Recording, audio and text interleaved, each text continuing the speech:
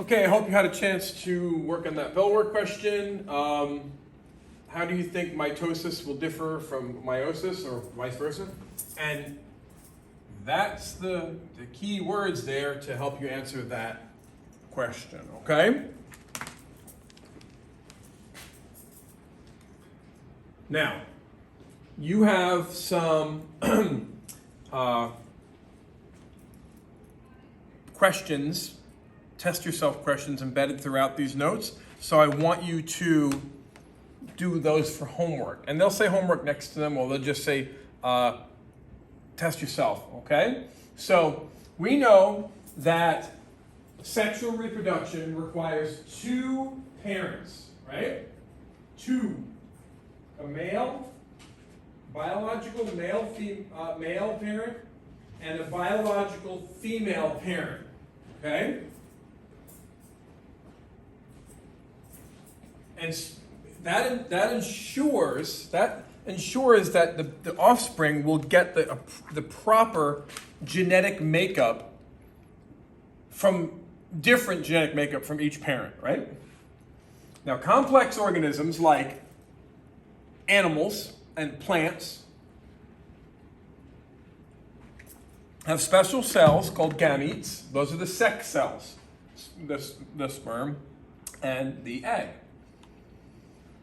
So the male parent will provide the sperm, the female will provide the egg. Eggs are also called ova. When two cells fuse together, that is called fertilization. So whammo, right there. You're 1 in a million. That's about, it's only so many sperm, we'll talk about that later, but get to the egg. And just that one makes it that far, and then the egg actually puts a shield up around itself. It's really quite miraculous, blocking all other sperm from getting in. And then the result is a zygote, which we'll talk more about later. So remember, most plants do sexual reproduction where the pollen fertilizes the egg, the ovum. So in plants, pollen carries 2 sperm in each pollen.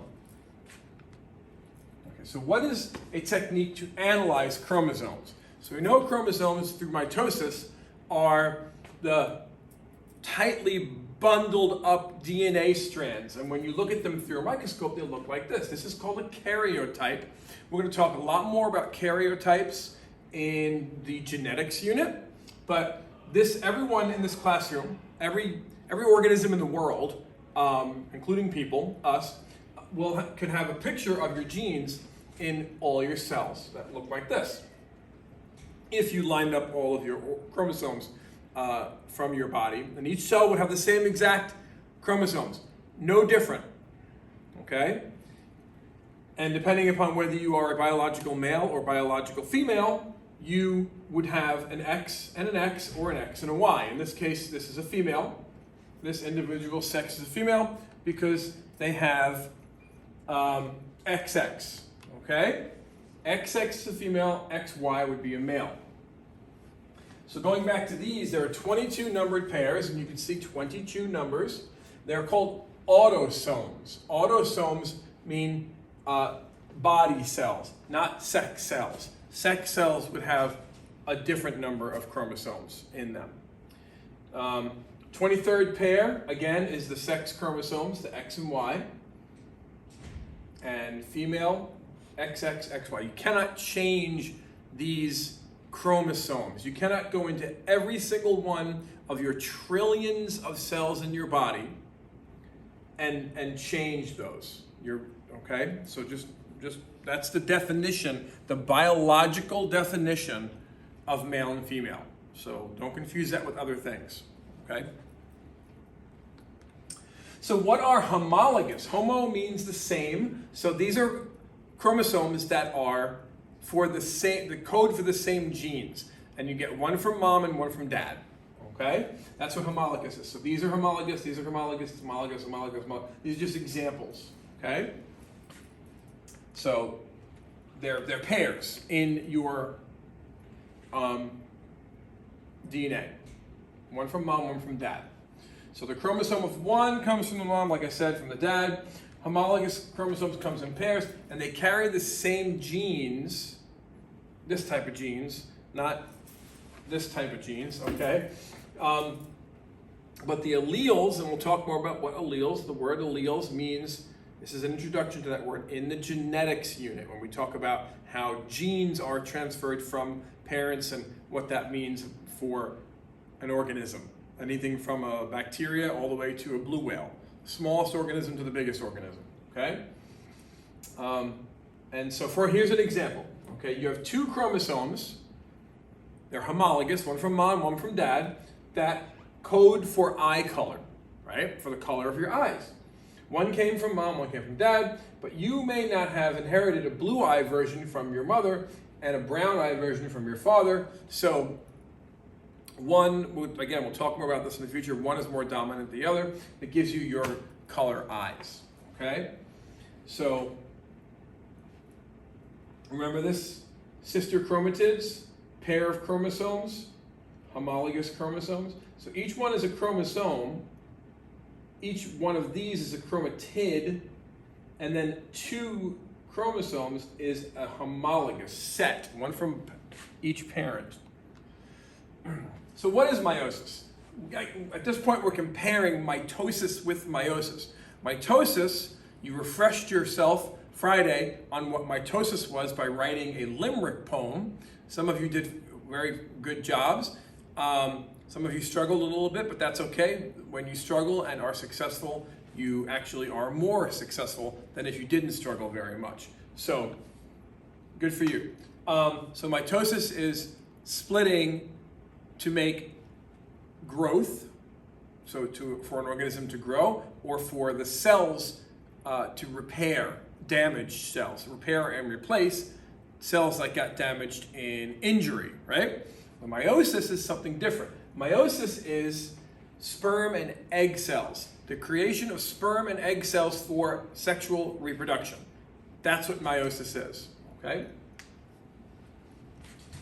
And so, again, the gametes are the sex cells that are sperm and egg. Now, historically, when scientists first examined sperm under a microscope, they assumed that tiny little humans were inside, tucked away in the head of each sperm. It's actual etching from that time period. But today we know it is the chromosomes, the nuclear material, and I'm going to show you a little picture of that later, or video, or animation or something, where the sperm kind of injects, almost like a needle, its DNA into the egg, fertilizing it, making the zygote, making the fertilized egg, which will eventually become a living organism, whether it's a human or a starfish or a basil plant. It doesn't matter, okay? Now, why is meiosis important? When we get to the details, this will make more sense, but it ensures that all organisms have the correct number of chromosomes for their species. If it wasn't for this process, the species wouldn't be able to make viable offspring. That means babies that can also have babies, all right? And so it's responsible for genetic variation. Look at people. Look at the people in this picture. Look at people around your classroom, around your school, perhaps even in your own family. Even within your own family unit, not everybody looks exactly the same. They'll have familial traits, they'll look similar, but you can tell everybody apart because of variation, genetic variation. And that's very important for down here, okay? It's very important for this purpose right here. So we'll get to that in a second. So once the gametes combine, once the sperm and egg combine, the resulting offspring will have a unique genetic makeup, different from both parents. Different from both parents. Exception would be identical twins, because they come from the same egg. Identical twins would be one sperm, one egg, and then the egg, instead of splitting and staying together during the first split, cytokinesis, it splits apart and becomes two. which is a very rare event, and that's how you get identical twins. Identical twins. Fraternal twins are something different. We'll talk about that later. So genetic variation increases the population's chances of survival. That is why meiosis is important, to increase chances of survival. If we all had the same exact genetic makeup and a disease came, like COVID, for example, just recent, right? We're going through it, hopefully the end of it right now. We don't know quite yet. There'll be more diseases coming in the future, so that's just part of being a living organism. Not everybody is going to be susceptible to it because of our genetic variation. Our chances of survival will be, as a species, will be greater, okay? As a species. Individually, you either are immune or not, right? Or you're partially immune or you're not immune at all. So if we were all the same and a disease came, we'd all die and the species would die out, right? But because of meiosis and its ability to produce a variety of people or things in the same, and this happens with dogs, cats, mice, birds, snakes, fish, whales, elephants, all of those things, okay? So what happens during meiosis? Okay, so it's cell division. Meiosis, just like mitosis, is cell division, but mitosis, again, remember, is for growing and for fixing things when they get hurt. Broken bones, broken skin, whatever. Meiosis is for making sex cells. So there are two cell divisions, not two sets of cell divisions, not just one. You have one cell division here, which creates two daughter cells, and then you have a second division. A second division where there's no DNA replication, so you get 4 cells at the end with a haploid number of, remember from the mitosis notes, diploid and haploid? Diploid, diploid, these are the same cell, just the DNA replicates. So then it splits into haploid, and you end up with a half number for sperm and egg. These are sperm or egg down here. In mitosis, it would just be copies of the parent cell, right? Not down here, not in meiosis, okay? So this is reduction division. It's dividing so that number of chromosomes gets reduced in half. And as a result, each parent cell produces 4 daughter cells that have a haploid number of chromosomes. Haploid. Okay, and here it is again. You have to label this in your notes. Interphase is when the DNA replicates one time. Then you get meiosis I. That's got 2 divisions, meiosis I and meiosis II. The first one, you get a copy of the parent, and in the second division, you half that number so that you get a haploid number. And those are your eggs and sperm. Oops. Eggs and sperm here, okay? So section A is replicated. DNA is replicated. Section B in meiosis I, this is called crossing over. We'll talk more about that in a few moments. But you can see that these don't look like these. Something happened. Somehow, this blue one got a piece of the red one, and this red one got a piece of the blue one. That's called crossing over. And that's what makes everybody unique and different. Sometimes in crossing over, however, and we'll learn about that in genetics, you can get mutations, you can get problems. Crossing over doesn't always happen perfectly, and sometimes some oddities will happen, okay? For example, some minor oddities would be if you know anybody who has 2 different color eyes. That would be a minor crossing over oddity. It wouldn't hurt anybody to have that, but it's just something unique. It makes everybody unique and different. And then C, part C, is the second mitosis. The goal is to separate those sister chromatids into a haploid, okay? 4 haploid cells. It's similar to mitosis because the sister chromatids separate, but you end up with a half number, not a double number.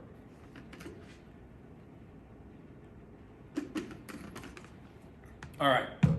So here are the steps of mitosis. Mitosis I is when you have replication occur. And then PMAT. Remember PMAT from mitosis, okay? Prophase, metaphase, anaphase, telophase. The stages are the same, except there's a part 1 and a part 2. It happens 2 times. 1 and 2. And so here, this animation is showing you this is the second separation. So let's start it over again. Let's go back to meiosis I. Right now, meiosis I, okay? You get replication, you get crossover, you get 2 daughter cells, then they split again to get 4 daughter cells. And you see how all of the originals are all solid colors, but then they switch? And now you've got babies that have genetic variation. It's quite fast. I'll slow it down for you, okay?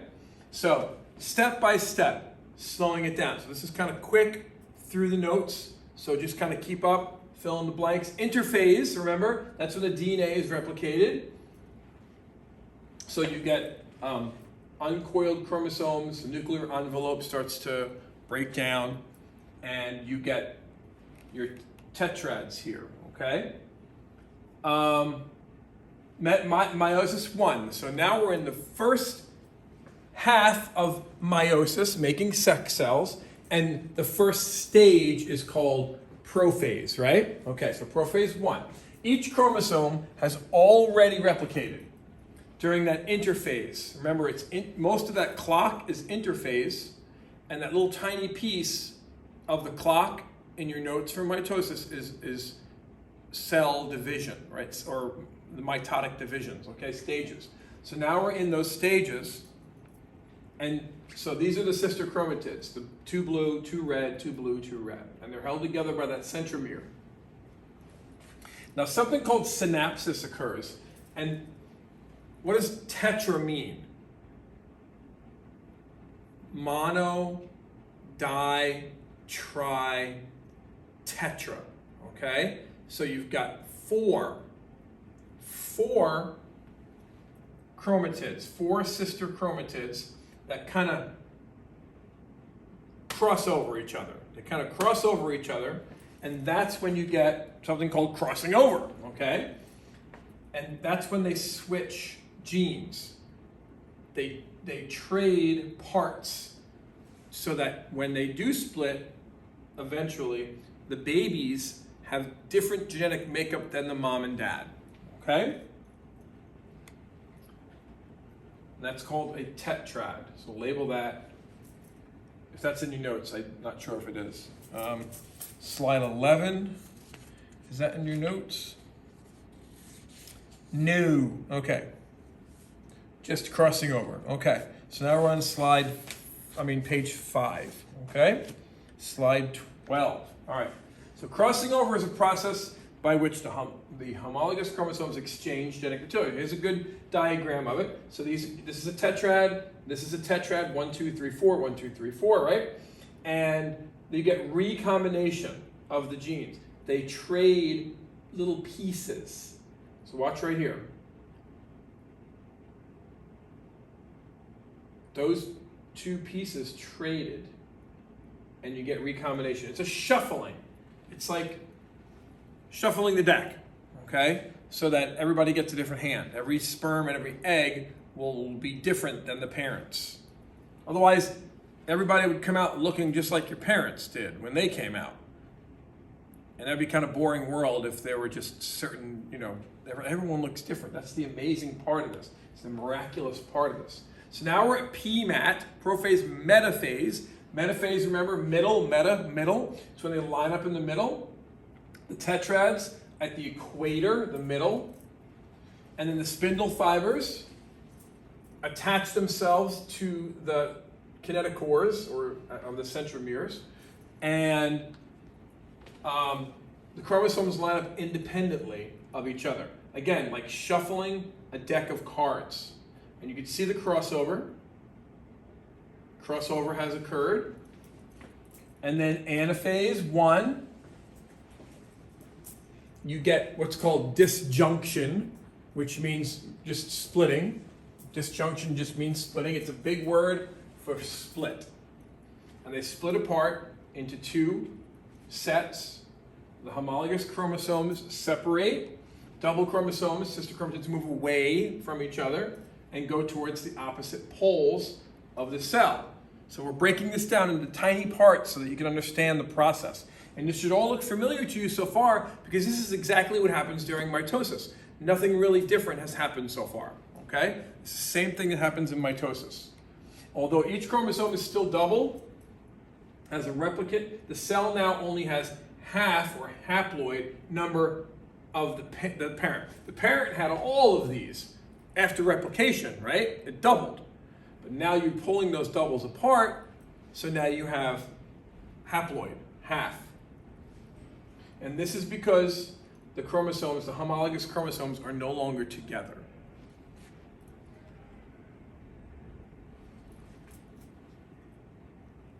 So that was slide 14, no longer together, or no longer together. And now we're on slide 15, bottom of page 5. 15 is going to be 15 and 16 combined into one. So this is telophase, PMAT, P-M-A-T, prophase, metaphase, anaphase, telophase, or telophase. Telophase 1, just like in mitosis, the cytoplasm divides. You get that cleavage furrow, and it starts to pinch, and then you get two daughter cells with half the number of chromosomes. Now remember, there's only one type of chromosome at each pole because the homologous chromosomes separate during Interphase 1. So notice the chromosomes are all still in their replicated state and consist of sister chromatids. So prophase, anaphase, metaphase, anaphase, telophase. PMAT, where the untoilet trained, potty trained puppy, you put that on the ground, you put the PMAT down. That's how you're going to remember that, okay? All right. So that's the reduction division. So does the next one reduce, therefore? No. Is there any replication in the next one, in Meiosis II? No. Okay? All right. So here's Meiosis I animation, starting with prophase, anaphase, metaphase, anaphase, telophase, and then cytokinesis. PMAT, prophase, metaphase, anaphase, telophase. We're going to do it one more time. Okay. Prophase, metaphase, middle, anaphase, and then telophase, and then cytokinesis to get two daughter cells. So that's the end of Meiosis I. Now we go into Meiosis II, the second meiotic division. So in Meiosis, now you have two cells. Okay? Now we're going to enter PMAT stage 2. Prophase, metaphase, anaphase, telophase stage 2, where you get the same splitting process, but without replication. So what do you end up with? You end up with single chromatids, not double chromatids, okay? So the second division begins almost immediately when eggs and sperm are being made. Genetic material is not replicated, like I said. The process is similar to mitosis because the sister chromatids will separate. However, the result will yield 4 half haploid daughter cells with chromosomal combinations different. See how they're all mixed blue and red? Mixed blue and red. The mixing occurred earlier when the phase 1 happened, okay? This is because the DNA did not replicate. Again, did not replicate in stage 2. So prophase. Spindle fibers form. Each chromosome consists of sister chromatids attached to the centromere. Metaphase, they line up middle, meta, at the equator. Chromatids separate, anaphase, really quick, separate, move towards opposite poles of the cell. And then telophase, you get 2 cells now turning into 4 cells, producing 4 haploid daughter cells with half the number of chromosomes as originally started.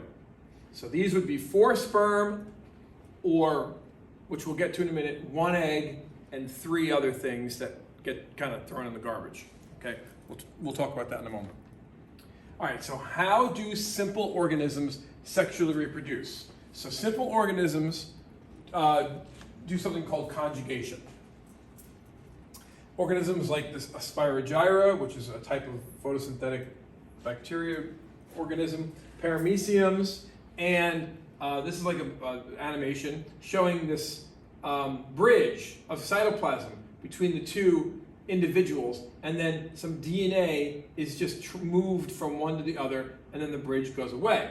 So that is how bacteria will evolve and become resistant to certain bacterial agents, bactericides, like chemicals to kill bacteria. That's why in hospitals you may have heard of staphylococcus or staph infections, STAPH. That's the kind of bacteria that have become resistant to certain chemicals that when they clean, some of them have a DNA over time, or replicating over and over again, that they've adapted a resistance to, or developed a genetic resistance to these chemicals, and that's the advantage to doing for bacteria to do this, okay, and for other organisms to do this as well. Trading, otherwise they'd just be continually copying each other, and like I said before, that would make them all susceptible to an attack from the outside. But if they are trading DNA across a cytoplasm bridge, then they can survive, okay? So how do animals produce sexually? Well, we're not going to go too deep into it, okay? But this is probably about as deep as we're going to go with these pictures here, okay? I think we all have the main gist. Male, female, sperm has to get to the egg somehow, okay? So sexual reproduction in animals involves two sexes, the male and the female, just said that, characterized by their sex organs or their gonads.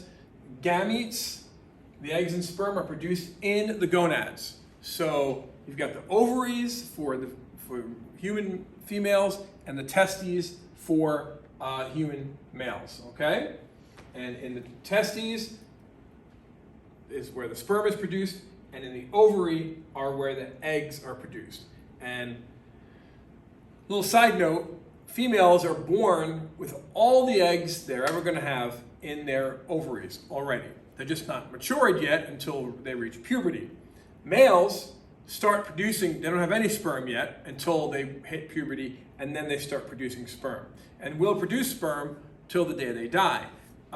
Females stop releasing eggs at something called menopause, which is, in between their late 40s and 60, somewhere in that range, okay? Some organisms have both male and female, and they're called hermaphrodites. Hermaphroditic.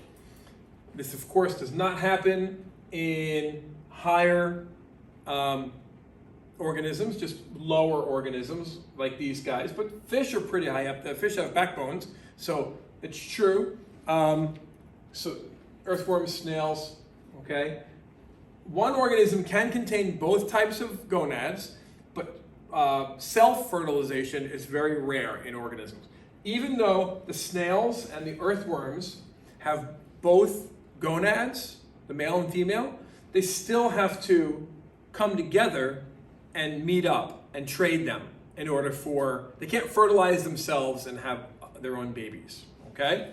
Now, clownfish are an example of a very unique situation where if, say, a male and female are together and the female dies somehow, the male will switch their genetic makeup to become a female, which kind of ruins the story of Finding Nemo, because then Nemo's dad should have become Nemo's new mom. But I guess that's too confusing for children to understand the biological aspects of that, okay? So what is gametogenesis? Genesis means to make, And gametes are sperm and egg. So gametogenesis is the making of sperm or egg, okay? The formation of specialized sex cells or gametes. Large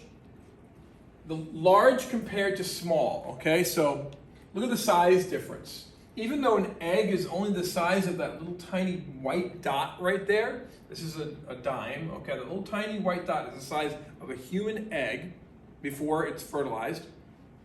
The sperm are far tinier. You can't see sperm, they're microscopic, far more microscopic.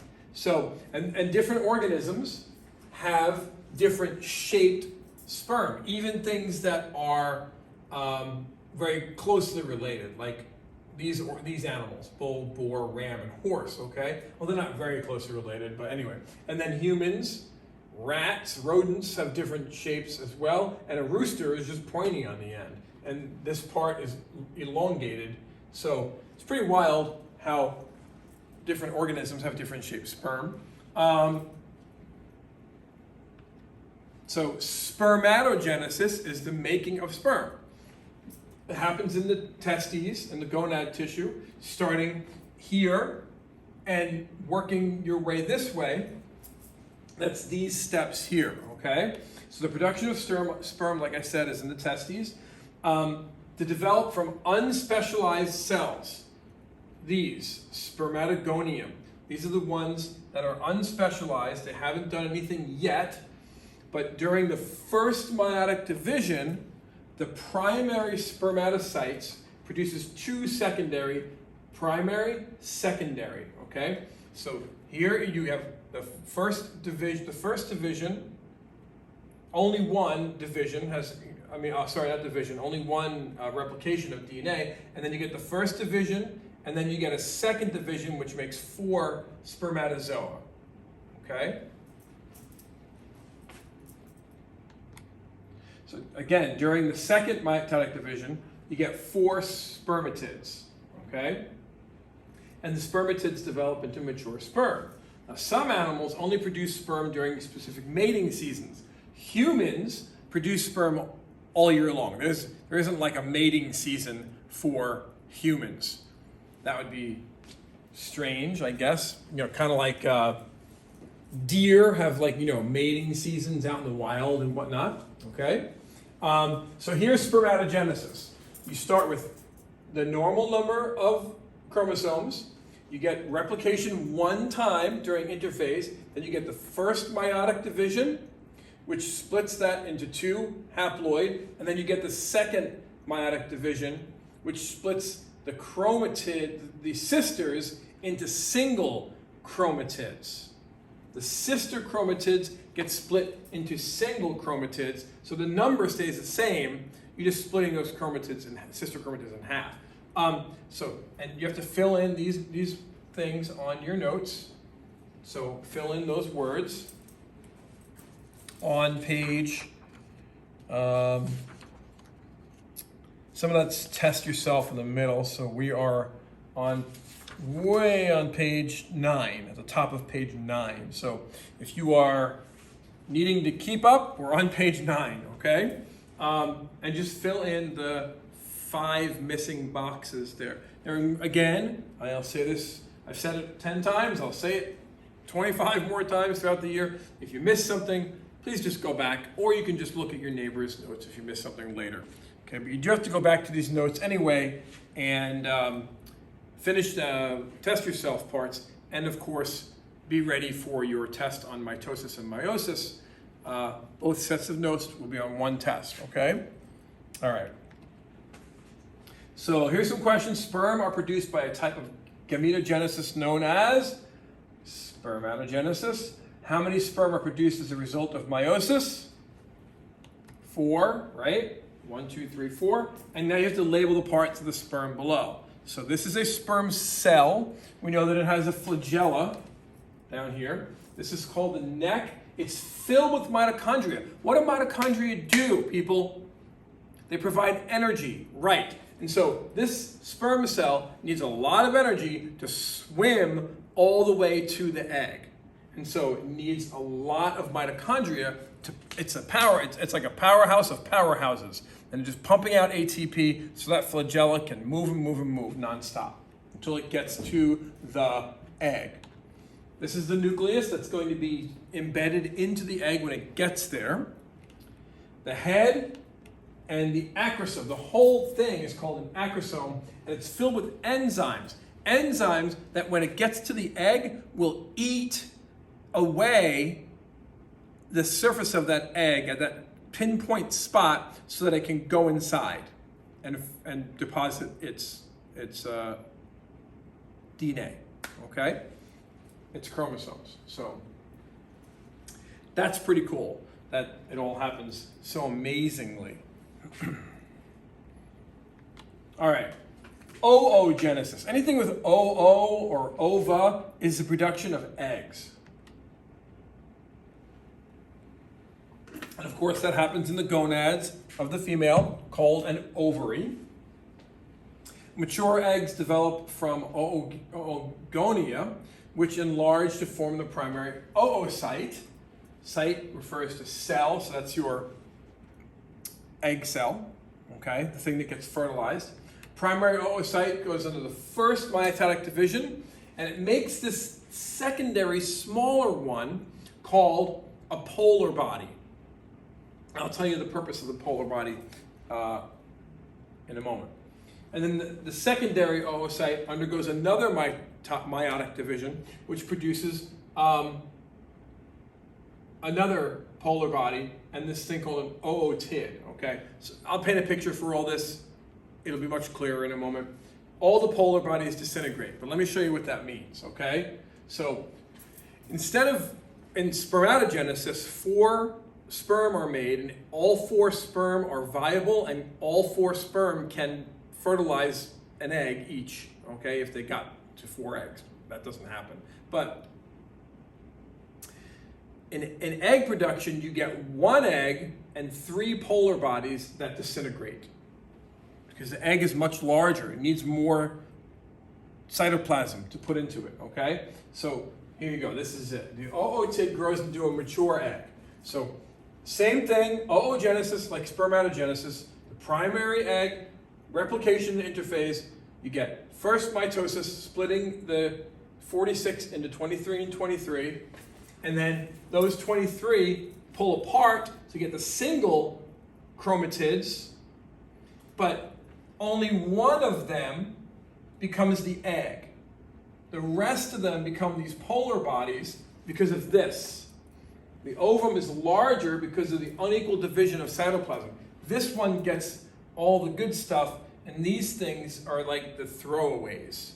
They're just used to get rid of the extra DNA, so you have one good leftover egg at the end. And these just disintegrate. The polar bodies just go away. It's pretty cool to get rid of extra chromosomal DNA genetic material. All right, so we've got some questions. Eggs are produced by a type of oogenesis, type of gametogenesis called oogenesis. The ovum is larger than the polar bodies because it gets more cytoplasm. So see, the mature ovum and these polar bodies go away, bye-bye polar bodies, and then all that's left is the egg. And how many eggs? 1. What happens to the polar bodies? They dissolve or disintegrate or disappear or go away, okay? They get reabsorbed back into the body again. And they're very, tiny. All right, so how does fertilization occur?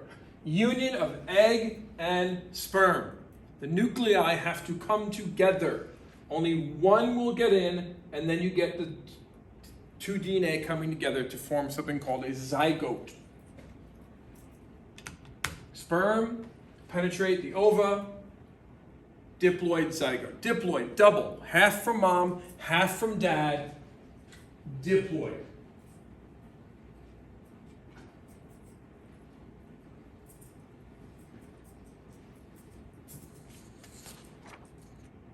Okay, that was the bottom of page 10. We're at the top of page 11, so we're almost done. So internal fertilization occurs within the human body. Fewer eggs are formed, but many sperm. So here's an example. Look at this. The number of sperm in a single ejaculate, so what comes out during the sexual reproduction act, okay, ranges from 40 million to 500 million sperm. That's a lot of sperm, okay? The average is about 182 million. For every ovum ovulated, for every egg that comes out once a month during ovulation in human female, 1 billion sperm are produced. So it's 1 to 1 billion. That's crazy. So it's mostly found among animals that reproduce on land, internal. We're talking about internal fertilization here. Okay. Now animals in the water do it as well, like whales, mammals, definitely. But other animals are on the next slide, external. Some sharks and lobsters will also do internal fertilization. So the sperm is inside the female's body. But external is outside the female body. So each parent releases the gametes, the sperm and egg, out into the environment, like these corals are doing here. They're just releasing the eggs and sperm, these are eggs, into the wild, and hopefully some sperm will find it from some other corals. And this is a female. She will lay her eggs, and the male will pretty much spray his sperm on top of the eggs and fertilize them in the water. All right. But what are some hazards? What are some? You only have to write one down in your notes. What are some hazards of external fertilization? I mean, aren't there critters out there that could gobble up the babies, for example? Right. So here are some. Or the sperm and egg may never meet. Most of these eggs may not even find a sperm. Or the eggs get gobbled up by some other creatures. Changes in temperature or the environment can cause death because there's no protection. That's why they lay so many of them. That's why a frog will lay 1,000 eggs. Maybe only 2 of them will reach adulthood. Maybe only 1 will reach adulthood. External fertilization. That's why there's more of them. And there's something called parthenogenesis.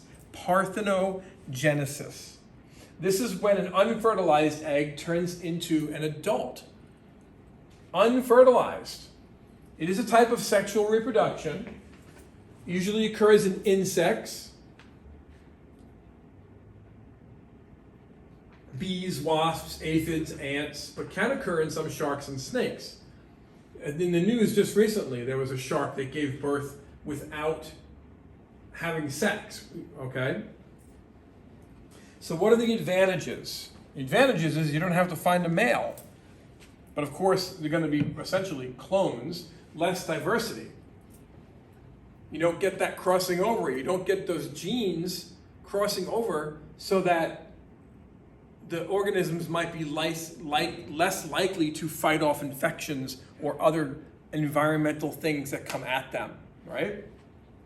So that's the disadvantages. Less diversity.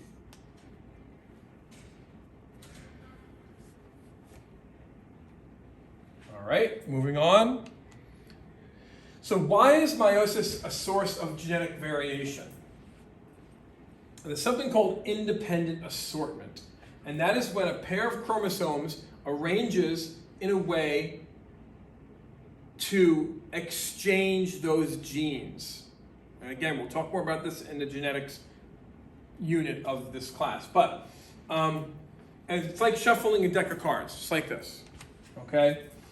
You are getting a mixed up version. So not everybody's hand in a game of cards will look the same. No 2 organisms. Nobody can have the same straight royal flush. Nobody can have the same 3 and 2 of a kind together for a full house. They're all going to look different. They're going to be different color cards. They may have 2 2s, and someone else may have 2 2s, but they're going to be different colors. So that's what this does. There are 8 million different possibilities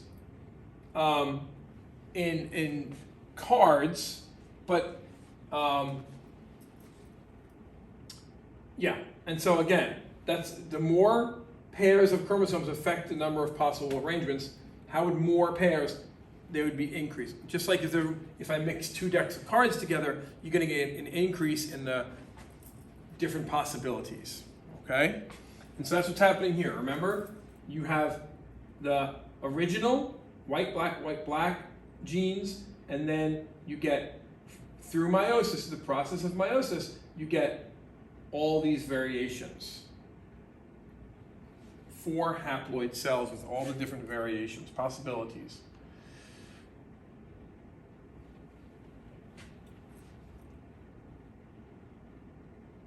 Okay, and you can see the possibilities here, and then a second set of possibilities.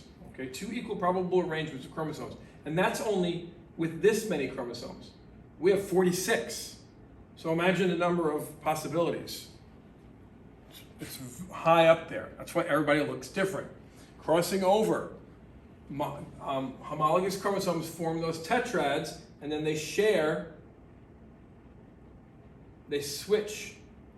So you get a switching of the genes. And that's genetic recombination. Recombination means to combine again or differently. So when sperm fertilize the egg, the chromosomes are recombined, and you get new combinations due to the variations passed down from the mother and father. So there are 64 trillion, if there's 8 million different combinations in a deck of cards, in humans, when cells, sperm and egg unite, you get 64 trillion different combinations, possibilities. Again, that is why everybody is tall, short, light skin, dark skin, all mixed skin together, okay?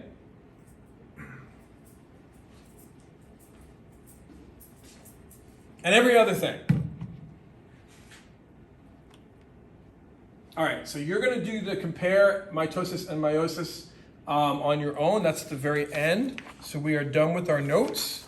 So use these last few minutes of class to go back through and review, okay? So you're going to have the first page is all review, mostly, and there are other parts in there as well. So that's what you're doing right now. And for homework tonight. For what? Homework.